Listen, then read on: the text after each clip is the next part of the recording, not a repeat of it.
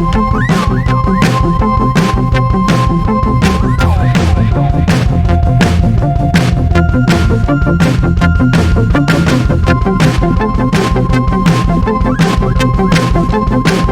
Students, welcome to physics room. आज से हम स्टार्ट करने वाले हैं क्लास 9th साइंस का chapter number 8 force and laws of motion. तो force and laws of motion का आज ये पार्ट 1 है, जिसमें आज हम बात करेंगे फोर्स एंड इट्स टाइप की। तो चलिए स्टार्ट करते हैं with force. What is force?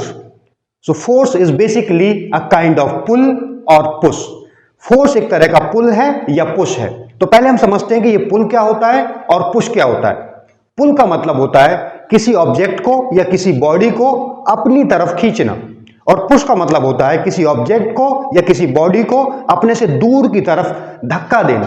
तो फोर्स क्या है? बेसिकली फोर्स है पुल या पुश, मतलब किसी बॉडी को या ऑब्जेक्ट को अपनी तरफ खींचना या अपने से दूर की तरफ धक्का देना, यही है बेसिकली फोर्स। तो force is a kind of pull or push which cannot be seen but it can be judged। Force एक तरह का पुल है या पुश है जिसे हम देख तो नहीं सकते हैं, बट इसे हम जज कर सकते हैं, इसे हम एक्सपीरियंस कर सकते हैं। कैसे? Only by the effects which it produces in various bodies around us. हमारे आसपास जो ऑब्जेक्ट हैं, हमारे आसपास जो बॉडीज हैं, उनमें फोर्स की वजह से जो इफेक्ट्स होते हैं, उन्हें देख करके, उन्हें एक्सपीरियंस करके हम ये समझ सकते हैं कि डेफिनेटली इसमें कोई ना कोई फोर्स एक्ट हो रहा है। जैसे सपोज करिए कि मेरे पास एक ये पेन है, और इस पेन को अगर मैं छोड़ देता हूं तो क्या होगा? डेफिनेटली ये पेन नीचे जाएगा। अब अगर मैं आपसे पूछूं कि ये पेन नीचे क्यों जा रहा है, तो आपका जवाब क्या होगा? आई थिंक आपने क्लास 8 में ये डेफिनेटली पढ़ा होगा कि कोई भी ऑब्जेक्ट हो, उसको जो अर्थ है वो अपनी तरफ खींचती है। अर्थ क्या करती है? उसको अपनी तरफ खींचती है। अर्थ की ग्रेविटी की वजह से कोई भी ऑब्जेक्ट जो है वो अर्थ की तरफ, अर्थ के सेंटर की तरफ मूव करता है, अर्थ के सेंटर की तरफ जाता है। तो जैसे इस पेन को मैंने छोड़ा, ये पेन कहां गया? नीचे गया। क्या आपको इसमें कोई दिख रहा है कुछ कि कोई फोर्स है या कोई ऐसी बॉडी है जो उसको कोई खींच रहा है? क्या अर्थ के ऐसे हाथ निकल के आ गए हैं और अर्थ ने इस पेन को पकड़ के ऐसे नीचे खींच लिया है? आपका जवाब होगा कि सर हमें दिख तो कुछ भी नहीं रहा है, हमें दिखाई तो कुछ भी नहीं दे रहा है, बट फिर भी ये पेन नीचे की तरफ जा रहा है। इसका मतलब है कि अगर ये पेन नीचे की तरफ जा रहा है तो डेफिनेटली इसको कोई ना कोई खींच रहा होगा। और वो कौन खींच रहा है? वो है अर्थ। अर्थ की एक ग्रेविटी होती है जिसकी वजह से जो अर्थ है वो एक ग्रेविटेशनल फोर्स लगाती है और वो दूसरे ऑब्जेक्ट्स को अपनी तरफ खींचती है। अभी एक चैप्टर है ग्रेविटेशन, ये हम आगे पढ़ेंगे इसी आपके 9th क्लास में ही फिजिक्स के अंदर। बट अभी फिलहाल के लिए हम समझते हैं कि अगर इस पेन को मैंने छोड़ दिया है तो ये पेन नीचे की तरफ जाएगा, और नीचे की तरफ जाएगा, डेफिनेटली इसको कोई ना कोई खींच रहा है। और कौन खींच रहा है? तो वो अर्थ है जो इस पेन को अपनी तरफ खींच रही है। तो अपनी तरफ खींचना मतलब क्या? अपनी तरफ खींचना मतलब पुल। तो इसका मतलब क्या है? इसका मतलब यह है कि अर्थ क्या कर रही है? इस पेन को अपनी तरफ पुल कर रही है। और पुल क्या है? पुल एक तरह का फोर्स है। एक और एग्जांपल हम लेते हैं। सपोज करिए कि आपके पास दो मैग्नेट है। आपने डेफिनेटली ये चीज करके देखी होगी घरों में अपने अपने। तो मान लेता हूं कि मेरे पास दो मैग्नेट हैं और आपको पता है कि हर एक मैग्नेट में दो पोल होते हैं, एक नॉर्थ पोल और दूसरा साउथ पोल। तो मेरे पास अगर दो मैग्नेट हैं तो एक नॉर्थ पोल और एक साउथ पोल इसमें होगा, और दूसरा नॉर्थ पोल और साउथ पोल इसमें होगा। अब like poles repel each other. जो लाइक पोल होते हैं वो क्या करते हैं? एक दूसरे को रिपेल करते हैं।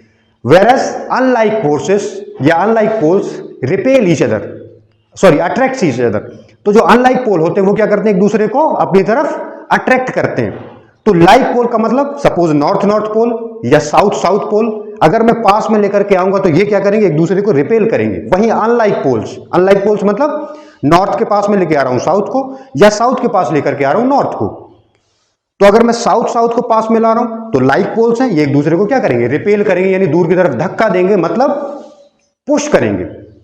या अगर मैं साउथ लेकर के आता हूं तो वो भी क्या करेंगे? एक दूसरे को रिपेल करेंगे, यानी दूर की तरफ धक्का देंगे। तो नॉर्थ हो या साउथ हो, ये एक दूसरे को रिपेल करेंगे यानी दूर की तरफ धक्का देंगे। और दूर की तरफ धक्का देने का मतलब पुश करना, और पुश क्या है? एक तरह का फोर्स है। अगर अनलाइक पोल्स लेकर के आता हूं, मान लेता हूं इधर से नॉर्थ और इधर से साउथ, तो नॉर्थ साउथ क्या करेंगे? एक दूसरे को अट्रैक्ट करेंगे। अट्रैक्ट करने का मतलब अपनी तरफ खींचेंगे, और खींचने का मतलब होता है पुल करना। तो पुल भी क्या एक तरह का फोर्स है। तो इसका मतलब यह हुआ कि दो मैग्नेट भी एक दूसरे को या तो रिपेल कर सकते हैं या अट्रैक्ट कर सकते हैं। बट क्या वो फोर्सेस आपको दिखाई देते हैं? जवाब है नहीं, दिखाई नहीं देते हैं, बट हम उन्हें एक्सपीरियंस कर सकते हैं। कैसे एक्सपीरियंस कर सकते हैं? कि जब भी दो मैग्नेट को हम पास में ला करके छोड़ देते हैं तो या तो वो दोनों मैग्नेट एक दूसरे को अट्रैक्ट कर लेते हैं या दूर की तरफ धक्का दे रहे होते हैं। मतलब कि वो मैग्नेट एक दूसरे को या तो पुल कर रहे होते हैं या पुश कर रहे होते हैं। तो वो अफेक्ट देख करके डेफिनेटली हम ये एक्सपीरियंस कर सकते हैं कि कोई ना कोई फोर्स उन दोनों मैग्नेट्स में लग रहा है। एक और एग्जांपल आपने डेफिनेटली सुना होगा, like charges repel each other while unlike charges attract each other. Suppose मेरे पास दो चार्ज हैं, पॉजिटिव पॉजिटिव चार्ज, तो ये दोनों पॉजिटिव पॉजिटिव चार्ज क्या करेंगे? एक दूसरे को रिपेल करेंगे। या नेगेटिव नेगेटिव चार्ज एक दूसरे को क्या करेंगे? रिपेल करेंगे। बट पॉजिटिव नेगेटिव एक दूसरे को क्या करेंगे? अट्रैक्ट करेंगे। तो रिपेल करना यानी अपने से दूर की तरफ धक्का देना, अट्रैक्ट करना मतलब अपने तरफ खींचना। ये क्या है? दूर की तरफ धक्का देना यानी रिपेल करना क्या है? ये पुश है। और अपनी तरफ खींचना यानी अट्रैक्ट करना क्या है? पुल है। तो पुल और पुश क्या होते हैं? फोर्स होते हैं। तो ध्यान देना कि बहुत तरह के फोर्सेस होते हैं और इन फोर्सेस को हम देख तो नहीं सकते हैं, बट इन्हें हम एक्सपीरियंस कर सकते हैं। कैसे एक्सपीरियंस कर सकते हैं? तो फोर्सेस की वजह से जो इफेक्ट्स होते हैं बॉडीज पर, उन्हें देख करके हम जज कर सकते हैं या एक्सपीरियंस कर सकते हैं कि डेफिनेटली इन बॉडीज के बीच में कोई ना कोई फोर्स जरूर एक्ट हो रहा है। तो ये हुआ बेसिकली क्या? फोर्स। अब आते हैं हम अफेक्ट्स ऑफ फोर्स कि फोर्स की वजह से क्या क्या अफेक्ट्स हो सकते हैं। तो फर्स्ट अफेक्ट जो है वो है a force can move a stationary body. मतलब कि जो फोर्स है वो एक रुकी हुई बॉडी को कहां पे ला सकता है? मोशन में ला सकता है। यानी एक रुकी हुई बॉडी, स्टेशनरी बॉडी या बॉडी एट रेस्ट, उसको मोशन में ला सकता है या उसको मूव करा सकता है। सेकेंड जो अफेक्ट है वो है a force can stop a moving body. मतलब कि एक चलती हुई बॉडी को, मूविंग बॉडी को या मोशन में बॉडी को, उसको फोर्स क्या कर सकता है? रेस्ट में ला सकता है। जैसे एक अगर कार रुकी हुई है तो उसको हम फोर्स लगा करके क्या कर सकते हैं? मोशन में ला सकते हैं। Point one, a force can move a stationary body. या दूसरा, एक मूविंग बॉडी है तो उसको हम फोर्स लगा के क्या कर सकते हैं? रोक भी सकते हैं। ये कार अगर मूव कर रही है और सामने से हम उसको अगर अपोजिट डायरेक्शन में फोर्स लगा दें तो डेफिनेटली हम उसको क्या कर सकते हैं? रोक भी सकते हैं। Third, a force can change the direction and speed of moving body. Force की वजह से हम क्या कर सकते हैं? किसी मूविंग बॉडी की डायरेक्शन में चेंज कर सकते हैं। जैसे अगर कोई कार मूव कर रही है और अपोजिट तरफ से कोई कार आती है या किस साइड से कोई कार आती है जो क्या करती है? उस पर ऐसे फोर्स अप्लाई कर देती है, धक्का लगाई दे देती है या टक्कर लगा देती है। तो आपने देखा होगा अक्सर मूवीज में कि दो कार चल रही होती हैं स्ट्रेट रोड में, एक कार क्या करती है? दूसरी कार को साइड से एक फोर्स लगा देती है, तो कार की डायरेक्शन क्या हो जाती है? चेंज हो जाती है ना। या कई बार क्या होता है, अगर कोई कार पीछे से आके उसको हिट कर दे तो कार की स्पीड बढ़ जाती है, या अपोजिट डायरेक्शन से आए तो कार की स्पीड कम हो जाती है, या मूविंग कार रुक भी जाती है कई बार।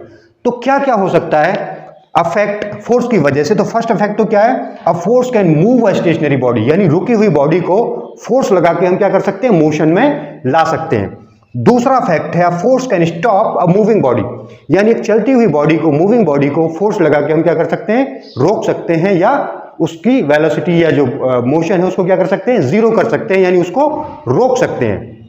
थर्ड पॉइंट है a force can change the direction and speed of a moving body. Force लगा करके हम क्या कर सकते हैं? मूविंग बॉडी की डायरेक्शन में चेंज कर सकते हैं, या उसकी स्पीड को बढ़ा सकते हैं या उसकी स्पीड को कम भी कर सकते हैं, या आप एक्सपीरियंस कर सकते हो डेफिनेटली। लास्ट पॉइंट है a force can change the shape and size of a body. Force लगा के हम क्या कर सकते हैं? किसी बॉडी के शेप और साइज में चेंज कर सकते हैं। आप इस बात को कैसे एक्सपीरियंस करेंगे? कभी आप इमेजिन करिए कि दो कार के बीच में अगर एक्सीडेंट होता है, सपोज एक कार इधर से आ रही है, दूसरी कार इधर से आ रही है, एक्सीडेंट होगा तो क्या क्या हो सकता है? अगर ये वाली कार की स्पीड ज्यादा और इसकी कम है तो कॉलिजन के बाद या टक्कर होने के बाद ये दोनों कारें इस तरफ चलती हुई नजर आएंगी, और दोनों कारों की स्पीड क्या होगी? चेंज हो जाएगी डेफिनेटली। डायरेक्शन भी चेंज हो सकती है, और टकराने के बाद उनका शेप भी चेंज हो सकता है। गाड़ियां टूट फूट सकती हैं, उनका जो एक्चुअल शेप है वो भी बदल सकता है। तो ये सारी चीजें हैं जो एक फोर्स कर सकता है, तो ये क्या है बेसिकली, ये है effects of forces. Now come to the types of forces. अगर हम बात करें टाइप्स ऑफ फोर्सेस की, तो फोर्सेस को मेनली दो कैटेगरी में डिवाइड किया गया है। फर्स्ट है कॉन्टैक्ट फोर्सेस और सेकंड है non contact forces. Contact forces के लिए ऑब्जेक्ट्स का या बॉडीज का कॉन्टैक्ट में रहना, टच में रहना जरूरी है। वही नॉन कॉन्टैक्ट फोर्सेस के लिए ऑब्जेक्ट का, बॉडीज का टच में होना जरूरी नहीं है। तो अगर हम बात करें कॉन्टैक्ट फोर्सेस की, तो कॉन्टैक्ट फोर्सेस को मेनली तीन पार्ट में डिवाइड किया गया है, मस्कुलर फोर्स, फ्रिक्शनल फोर्स और मैकेनिकल फोर्स। वहीं जो नॉन कॉन्टैक्ट फोर्सेस हैं उनको मेनली तीन कैटेगरी में डिवाइड किया गया है, मैग्नेटिक फोर्स, ग्रेविटेशनल फोर्स और इलेक्ट्रोस्टैटिक फोर्स। वैसे तो फोर्सेस की और भी दूसरी कैटेगरी है, जैसे centripetal force, centrifugal force, tension force, spring force, viscous force, जो आप आने वाली क्लासेस में, आगे की क्लासेस में 11th क्लास में फिर से पढ़ेंगे।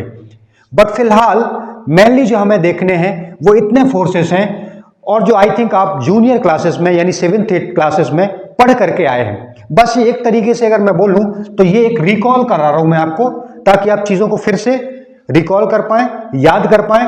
और आगे जो हम देखने वाले हैं बैलेंस्ड फोर्सेस और अनबैलेंस्ड फोर्सेस, इनको आप प्रॉपर तरीके से समझ पाएं, क्योंकि जो हमारा सिलेबस है क्लास 9th का एनसीईआरटी, उसमें बेसिकली हमें देखने हैं बैलेंस्ड फोर्सेस और अनबैलेंस्ड फोर्सेस।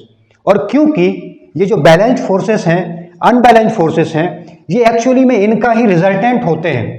इसलिए बैलेंस्ड फोर्सेस और अनबैलेंस्ड फोर्सेस क्या हैं, ये समझने से पहले हमारा ये जानना जरूरी है कि मेनली जो फोर्सेस हैं उनको कितनी कैटेगरी में कैटेगराइज किया गया है। तो ये हमने एक रिव्यू देख लिया है, एक रिकॉल कर लिया है, और अब हम आते हैं बैलेंस्ड फोर्सेस और अनबैलेंस्ड फोर्सेस में। एक बार मैं एक छोटा सा रिव्यू दे देता हूं इन शॉर्ट में कि ये जो फोर्सेस हैं ये क्या है। तो चलिए सबसे पहले हम बात करते हैं मस्कुलर फोर्स की। तो मस्कुलर फोर्स का मतलब कि जो मसल की हेल्प से या मस्कुलर पावर की हेल्प से जो हम फोर्स अप्लाई करते हैं उसको हम क्या बोलते हैं, मस्कुलर फोर्स बोलते हैं। जैसे इस पेन को मैंने उठाया हुआ है, तो कैसे उठाया है, डेफिनेटली अगर मुझे इस पेन को उठाना है तो मुझे क्या करना पड़ेगा, मसल पावर का यूज करना पड़ेगा, या जो मसल में एनर्जी है उसका यूज करना पड़ेगा। और इसके लिए क्या जरूरी है, इसके लिए यानी मस्कुलर फोर्स अगर मैं इस पेन पे अप्लाई कर रहा हूं तो पहली चीज तो ये जरूरी है कि ये पेन क्या हो, मेरे हाथ के कांटेक्ट में आए। इसका मतलब ये है कि जो मस्कुलर फोर्स है वो कैसा फोर्स है, कांटेक्ट फोर्स का एक टाइप है। और ये कैसे अप्लाई किया जाता है, तो ये मसल पावर की हेल्प से अप्लाई किया जाता है। जैसे अगर मुझे एक चेयर उठा के यहां से वहां रखनी है तो मैं कैसे करूंगा, पहले तो मैं चेयर को पकड़ूंगा, यानी जो चेयर है वो मेरे हाथों के कांटेक्ट में आएगी, और फिर मैं मसल पावर का यूज करके उस चेयर को एक प्लेस से दूसरे प्लेस तक रखूंगा।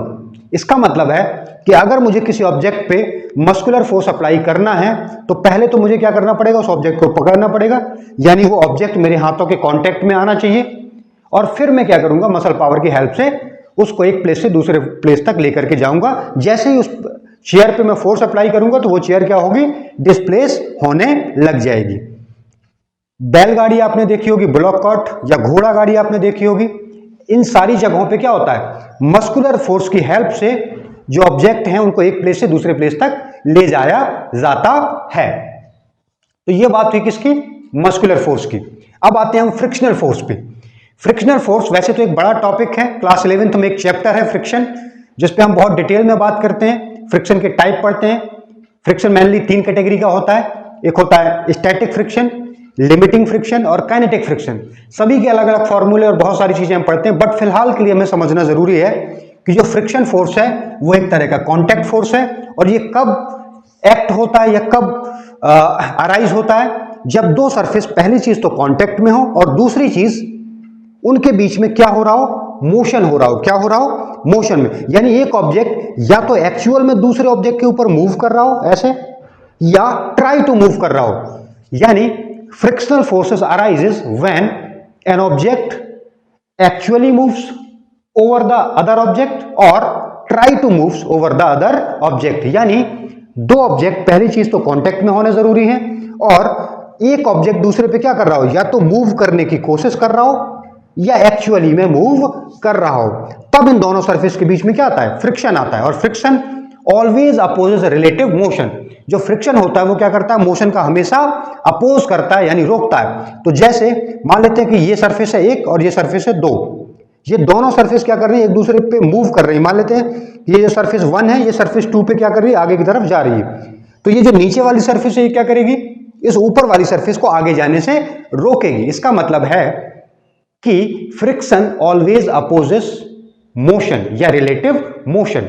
इसको हम आगे डिटेल में पढ़ेंगे, बट फिलहाल आपको समझ में आ गया कि फ्रिक्शन में जब दो सरफेस एक दूसरे के ऊपर मूव करती हैं तो फ्रिक्शन आता है, और वो फ्रिक्शन क्या करता है, मोशन का अपोज करता है। मतलब कि अगर ये सरफेस पीछे आ रही है तो ये वाली सरफेस क्या करेगी, इसको पीछे आने से रोकेगी, और अगर ये सरफेस आगे जा रही है तो ये सरफेस इसको आगे जाने से रोकेगी, यानी रिलेटिव मोशन का अपोज करेगी।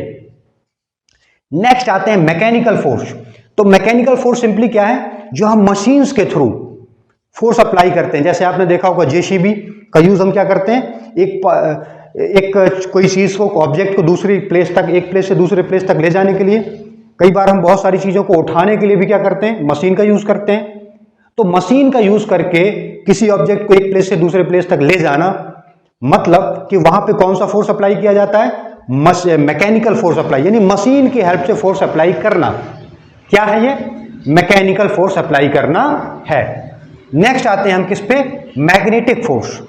मैग्नेटिक फोर्स, अच्छा ये जो हमने देखे हैं, चाहे वो मस्कुलर फोर्स हो, चाहे वो फ्रिक्शनल फोर्स हो, चाहे वो मैकेनिकल फोर्स हो।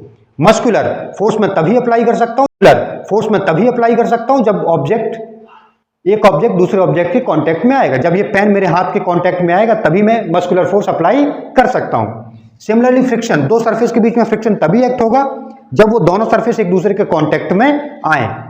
थर्ड है मैकेनिकल फोर्स। मैकेनिकल फोर्स भी मैं तभी अप्लाई कर सकता हूं जब एक मशीन किसी ऑब्जेक्ट के कांटेक्ट में आएगी, या जेसीबी का जो वो पार्ट होता है जिससे हम कोई चीज उठाते हैं, वो जब ऑब्जेक्ट एक दूसरे के कांटेक्ट में आते हैं तभी हम क्या कर सकते हैं, मैकेनिकल फोर्स भी अप्लाई कर सकते हैं। तो ये तीनों फोर्सेस के केसेस में एक ऑब्जेक्ट जब तक दूसरे ऑब्जेक्ट के कांटेक्ट में नहीं आएगा तब तक हम ये तीनों के तीनों जो फोर्सेस हैं वो अप्लाई नहीं कर सकते हैं। वहीं ये जो नॉन कॉन्टेक्टिव फोर्स है, मैग्नेटिक फोर्स, जैसे अगर हम बात करें तो मैग्नेटिक फोर्स में आपको मालूम होगा कि नॉर्थ पोल एक दूसरे को रिपेल करते हैं, साउथ पोल एक दूसरे को रिपेल करते हैं, नॉर्थ साउथ एक दूसरे को अट्रैक्ट करते हैं, साउथ नॉर्थ एक दूसरे को अट्रैक्ट करते हैं। और इस अट्रैक्शन के लिए, इस रिपल्सन के लिए उन दोनों का कांटेक्ट में आना जरूरी नहीं है। नेक्स्ट बात करते हैं हम ग्रेविटेशनल फोर्स। ग्रेविटेशनल फोर्स, जैसे अगर इस पेन को मैं छोड़ दूं तो ये पेन कहां जाएगा, नीचे जाएगा।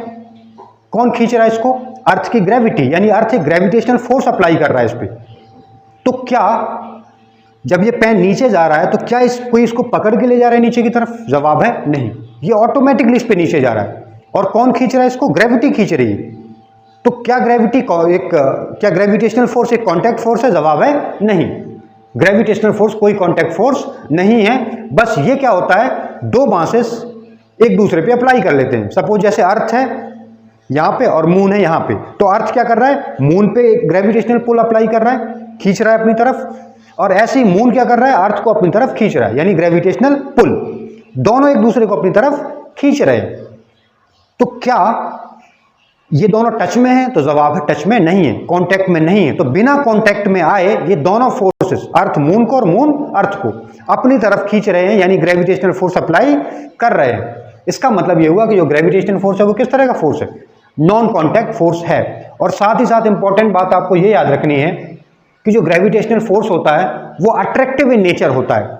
जैसे अभी हमने देखा कि जो मैग्नेटिक फोर्सेस हैं वो रिपेल भी करते हैं और अट्रैक्ट भी करते हैं।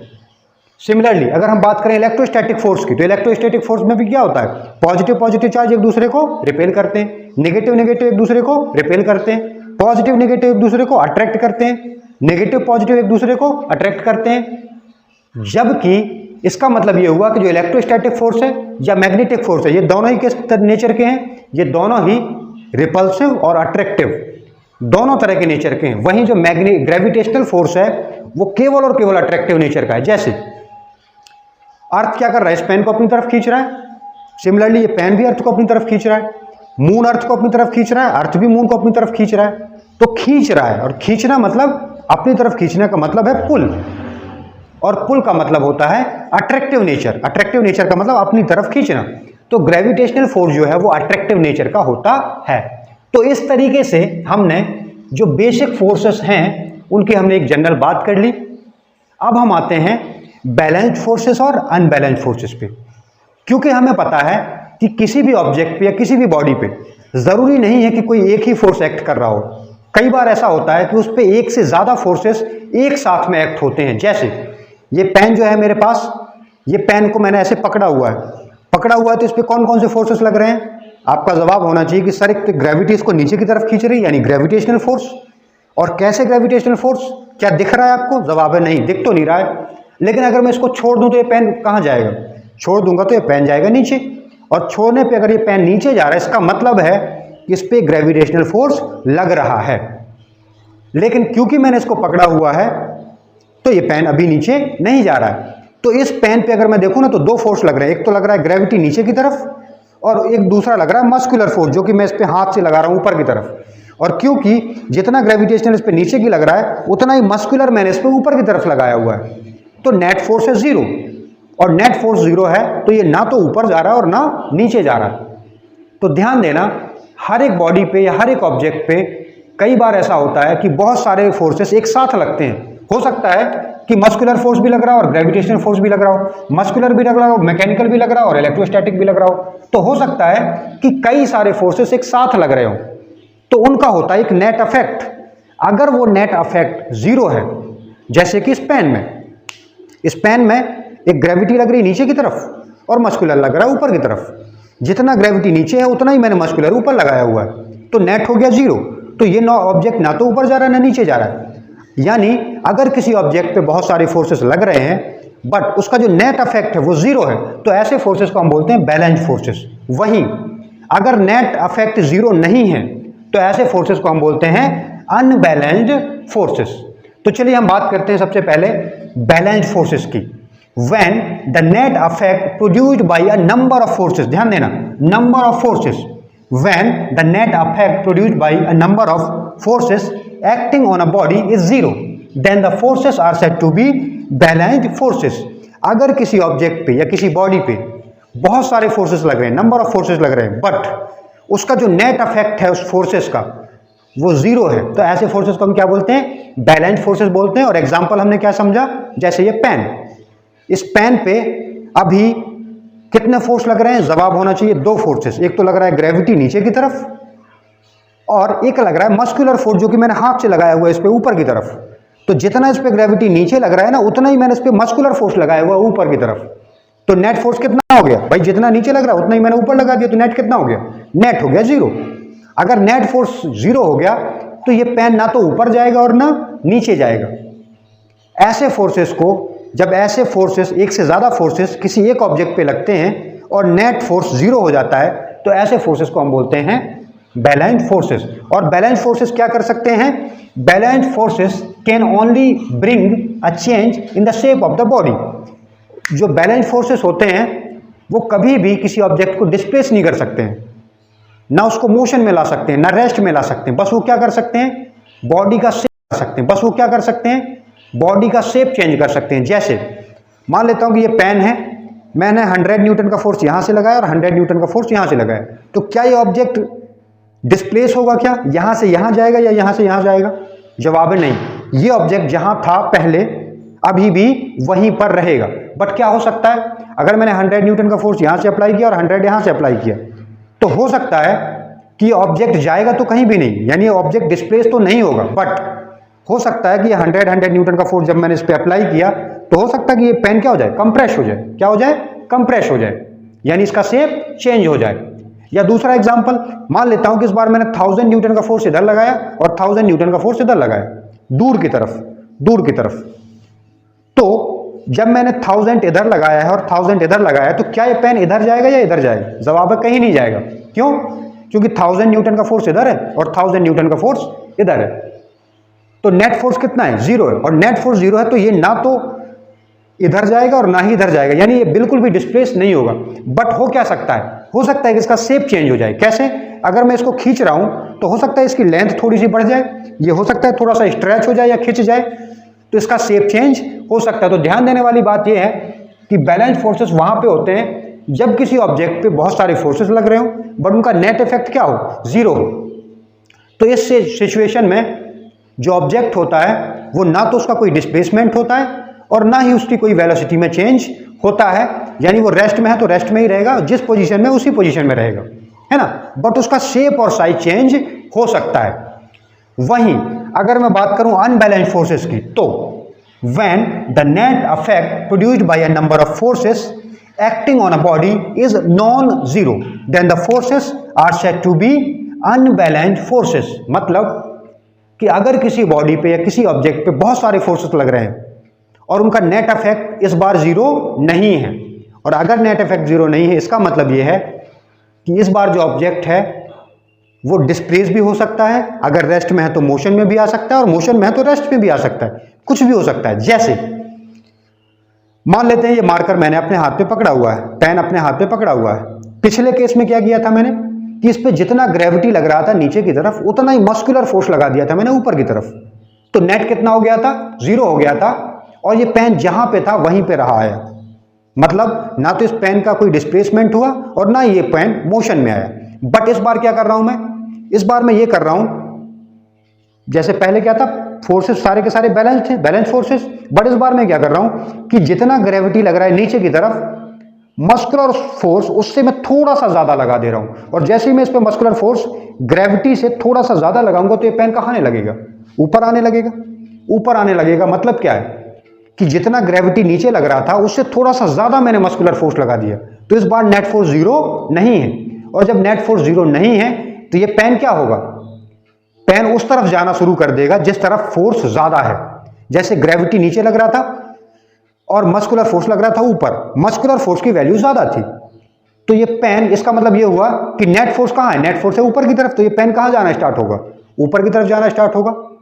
इसका मतलब कि जब किसी बॉडी पे एक से ज्यादा फोर्सेस लगे, नंबर ऑफ फोर्सेस लगे, बट उनका नेट इफेक्ट जीरो ना हो, तो इस सिचुएशन में जो फोर्सेस होते हैं उन्हें क्या बोलते हैं, हम अनबैलेंस्ड फोर्सेस बोलते हैं। और अनबैलेंस्ड फोर्सेस क्या कर सकते हैं, the unbalanced forces cause a change in the state of rest और of uniform motion of a body.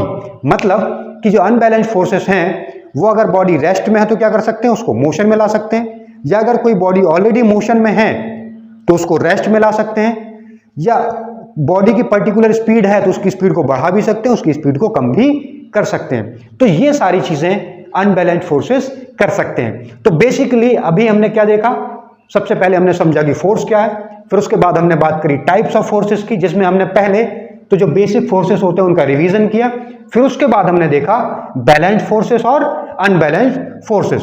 तो आपने इतना जो कंटेंट आज हमने देखा है, समझा है, वो आपको अपनी कॉपी में नोट कर लेना है और उसको ध्यान से सुनना है, समझना है।